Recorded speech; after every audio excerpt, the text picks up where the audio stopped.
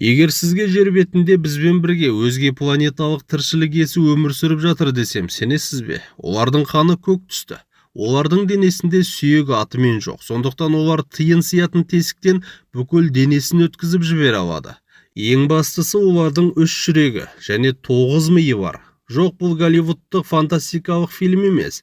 Бұл біз күнделікті көріп жүрген қарапайым 8 аяқтар, яғни осьминогтар.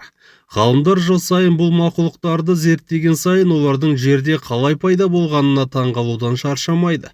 Кейбір биологтар олардың ДНК-сын зерттей келе бұл мақұлықтар жер бетіне ғарыштан келген мұзды метеориттер арқылы вирус түрінде келіп дамыған деген сенімсіз, бірақ өте қызықты теорияларды алға тартады. Бүгін біз мұхит түбінің ең ақылды, ең қу әрі ең жұмбақ генийлері туралы айтамыз. Арнаға жазылыңыз, мұхит тереңіне кеттік. Алдымен осы мақұлықтардың анатомиясына үңіліп көрейікші. Адам баласында бір ми және бүкіл денені басқаратын жүйке жүйесі бар. Ал 8 аяқта бәрі басқаша. Оның басында бір орталық ми орналасқан, ал қалған 8 миы оның әрбір аяғында. Бұл нені білдіреді? Оның әрбір аяғы орталық мидың бұйрығынсыз ақ өздігінен ойланып, шешім қабылдай алады. Мысалы, 8 аяқ ұйықтап жатқанда оның бір аяғы дауысқа немесе қауіпке реакция беріп, аң аулай береді. Ал олардың 3 жүрегі не үшін керек? 2 жүрегі қанды құйрықтары мен желбезектеріне айдайды. Ал 3-ші ең үлкен жүрегі көк түсті қанды бүкіл денесіне таратады. Олардың қаны біздікі сияқты қызыл емес, көк түсті. Өйткені олардың қандарында мыс заты өте көп. Бұл оларға мұхиттың ең терең, оттегі аз әрі өте суық жерлерінде еш қиындықсыз өмір сүруге мүмкіндік береді. Егер сіз 8 аяқты балық сияқты торға немесе аквариумға салып бағамын десеңіз, қатты қателесесіз. Олар жануарлар әлеміндегі ең мықты қашу шеберлері. Жаңа Зеландияның ұлттық аквариумында Инки есімді 8 аяқ өмір сүрді. Бір күні ол өзі тұрған аквариумның үстіңгі қақпағандағы кішкентай саңылауды байқап, содан шығып кетеді. Ол еденмен жаяу 3-4 метр жүріп барып, диаметрі бар болған 15 сантиметрлік су ағатын түтікті табады.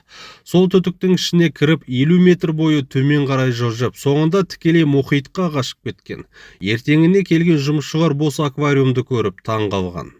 Тағы бір лабораторияда ғалымдар қызық жағдайды байқайды. Күнде таңертең көрші аквариумдағы қымбат балықтар жоғалып кете береді. Ешкім түсінбейді. Сосын түнде камера қояды. Сөйтсе 8 аяқ түнде өз аквариумынан шығып, еденмен көрші аквариумға барып балықтарды жеп алып, қайтадан өз орнына келіп, үстіндегі қақпақты жауып, ештеңе болмағандай ұйықтап жатады екен. Бұл жай ғана инстинкт емес, бұл жоспарлау және логика. 8 аяқтардың тағы бір жоғарғы технологиялық қасиеті олардың камуфляжы. Біз түсін өзгертетін жануар ретінде хамелеонды ғана білеміз ғой. Хамелеон 8 аяқтың қасында жай ғана балабақшаның баласы сияқты болып қалады. 8 аяқ өзінің терісінің түсін, реңкін, тіпті текстурасын, яғни терісін бұдыр-бұдыр немесе тегіс қылып, секундтың 1/10 бөлігінде өзгерте алады. Ол балдырдың қасына барса балдырға, тастың қасына барса тасқа айналады. Тіпті оның қасынан үлкен акула өтіп бара жатса да оны мүлдем байқамайды. Ол бұл процесті қалай басқарады? Оның терісінде миллиондаған кішкентай хроматофорлар деп аталатын бояғыш капсулалар бар. Ол бұл капсулаларды миының импульсы арқылы секундына басқарып отырады.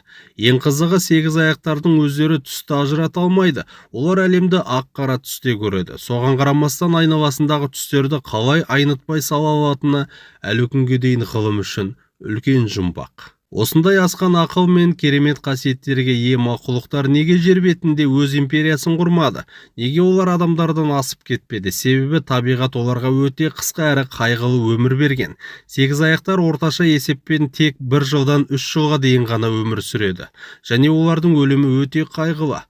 Аналық 8 аяқ өмірінде бір-ақ рет жұмыртқа салады. Ол мыңдаған жұмыртқасын бір үңгірге жасырып, бірнеше ай бойы оларды күзетіп тұрады. Ол осы уақыт ішінде өзі мүлдем тамақ жемейді. Тек жұмыртқаларға оттегі келіп тұру үшін суды үрлеп тұрады. Балалары жұмыртқадан шыққан сәтте аналық 8 аяқ аштықтан және әлсіздіктен өліп кетеді. Ал аталық 8 аяқтар шағылысқаннан кейін көп ұзамай белгісіз генетикалық бағдарлама бойынша өздігінен солып өледі. Сондықтан жас 8 аяқтар өмірді ата-анасыз бастайды. Достар, сіздер қалай ойлайсыздар? 8 аяқтар шынымен ғарыштан келген бе? Әлде табиғаттың ең керемет туындысы ма? Комментке жазыңыздар. Видео ұнаса лайк басып, қолдау білдіріп кетіңіз. Келесі видеода Кездескенше.